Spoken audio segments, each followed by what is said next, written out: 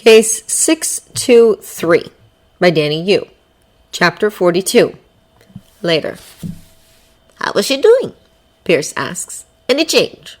The young agent, assigned to Johanna's care, gives a proud smile. She said her first word, and in 4 months. Impressive, isn't it? No less than expected from the heiress of Hydra, Pierce says. What did she say?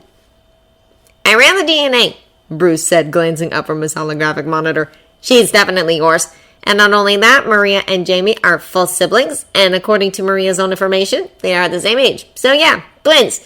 Here's a real snatch, though.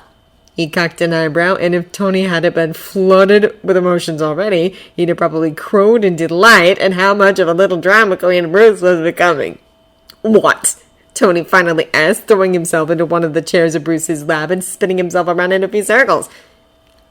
Maria has the super soldier serum, Bruce said. Not the same strain as Steve, but whatever it is. Tony felt his eyes widen, felt something hot and heady flood his veins, cloud his mind. Rage, he realized. Are you saying they shot up my kid? We've both seen the files. What Arwen and Erskine did to Steve... Bruce held up his hand, interrupting Tony's rant, and by the skin of his teeth, Tony managed to restrain himself. Like I said, he said, it's not the same, it is similar. The same dense musculature, strong bones, tall stature, the metabolism and healing.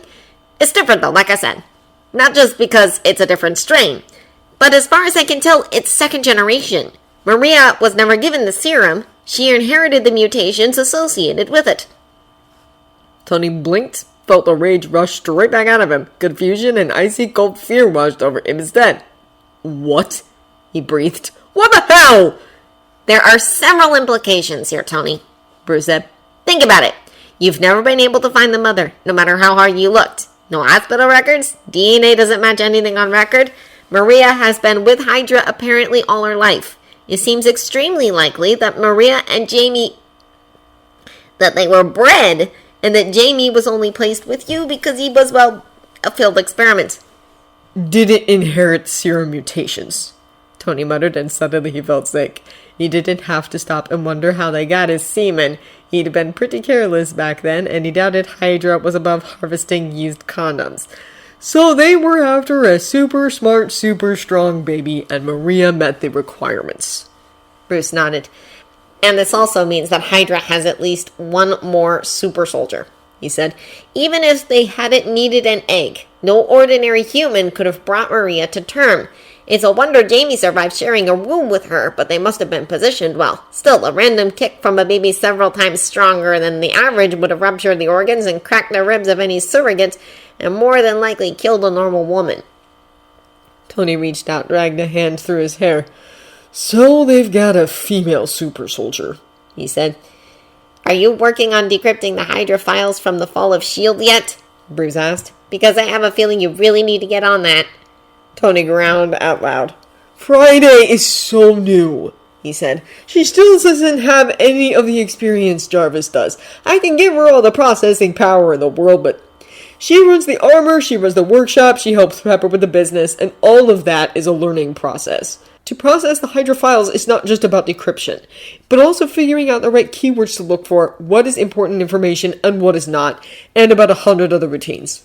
And I know you all think that she should be able to do everything all at once, but...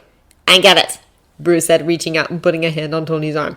She's a learning AI, and she can only rewrite her own code in so many different directions at once, and only so often, before it all becomes a jumbled mess. Tony sighed. Something like that. It took Jarvis years to get to a point where he could do what I'm already expecting on her. I don't want her lagging all over the place or developing bad subroutines, and I'm still... You're still worried about the personality component, Bruce said. Have you considered booting one of the others for information processing? They could juggle with each other, ping pong so to speak, when their areas of expertise overlap, but Jarvis isn't coming back regardless. Bruce gave Tony's shoulder a squeeze at that. And it might make it easier on a baby AI to have another baby AI to share the responsibility with. Tony sighed but nodded. I was considering going with Jocasta, he said at last. In her coding and testing, she's been very gentle. Less of a go-getter, but more curious than Friday. More scholarly, more maternal. I thought maybe she'd be good with the kids, But I needed an AI for the armor, and in the tests, Jocasta never responded well to combat situations. So, I picked Friday. He paused, forced a grin on his face. No offense, baby girl, he added. You're wonderful and you kick ass, but you're more of a big sister type. Not taken, boss. This still unfamiliar Irish voice rang out. So boot up Jocasta, Bruce said. Have her run the penthouse and information processing. Maybe Friday would like a friend. Can't say I'm opposed, Doctor, Friday piped up. Despite himself and the whole disquieting situation, Tony felt the smile on his face grow a bit more natural. Sounds like a plan, then, Tony said. I'll boot Jocasta after I put the kids to bed. In the meantime, Bruce said, I think I can explain why Jamie and Maria have always been linked up, so to speak. Tony cocked an eyebrow. If we assume, and we kind of have to, that at least some twins, fraternal ones included, have a bond to some extension or other, Bruce said, well, remember the main side effect of the serum? It magnifies everything inside. In this case, that twin bond would be included. The serum magnified it to the actual telepathic connection they have. This also explains why Jamie can only hear Maria when she's actively talking to him, while Maria can hear through Jamie's ears and see through his eyes as well. She's carrying the bulk of the connection through the super soldier serum. Tony blinked. Huh, he muttered. I guess somewhere out there some metaphysicist wishes he knew what we do. Bruce smirked. How's that different from any other day? Tony rolled his eyes. Go on, asshole, get out of here. You were having dinner with the world's deadliest woman, don't forget. And here I thought you weren't a thrill seeker. Bruce, honest to Odin, blushed. When did I get to start school? Maria asked one morning after they'd seen Jamie off. Tony looked at her and felt the same constriction of his heart, the same fear and same sense of sadness he had when he'd first had to come to terms with sending Jamie to school. After summer vacation, he said. Until then, you get to be homeschooled. Not only did that option allow him some time alone with his daughter, a chance to get to know her, it also gave Pepper a chance to circulate a story to the public that would hold water about why James Stark's twin sister had been unknown for 6 whole years. Maria wrinkled her nose. Vacation, she said. Isn't it just a break unless we actually go somewhere? Tony let out a laugh, couldn't quite help himself. Jamie had been raised solely as an English speaker. Tony hadn't wanted to repeat his mother's mistake of raising him on all her native languages and English besides, which had resulted in the fact that he didn't speak his first real word until age 3. Maria, on the other hand, had been brought up bilingual, German and English, and that gave her an odd tendency to question words whose meaning Jamie would have taken for granted. Maybe we will go somewhere, he said. I do have a nice private island in the Caribbean. We could go swimming in the ocean. Snorkeling, maybe. He couldn't help the brief sense of wonder that he could suggest that without fear now, when just a few years ago it would have crippled him to even think about that. Collect seashells and just lie around on the beach. Get our proper Mediterranean tan on. How's that sound? She flashed him a grin. It sounds nice, she said, not so much for the activities he involved, he suspected, as for the chance to just be with Jamie and even Tony himself all day long. Maria found unprecedented pleasure in that, and knowing that sent a flush of warmth through Tony's whole damn being every single time she thought about it. But until then, Tony said, you're being homeschooled. What is pi? Maria grinned. A plus B divided by 2, she said, also known as the golden ratio, used in both mathematics and arts. Da Vinci liked it a lot. Tony cocked an eyebrow.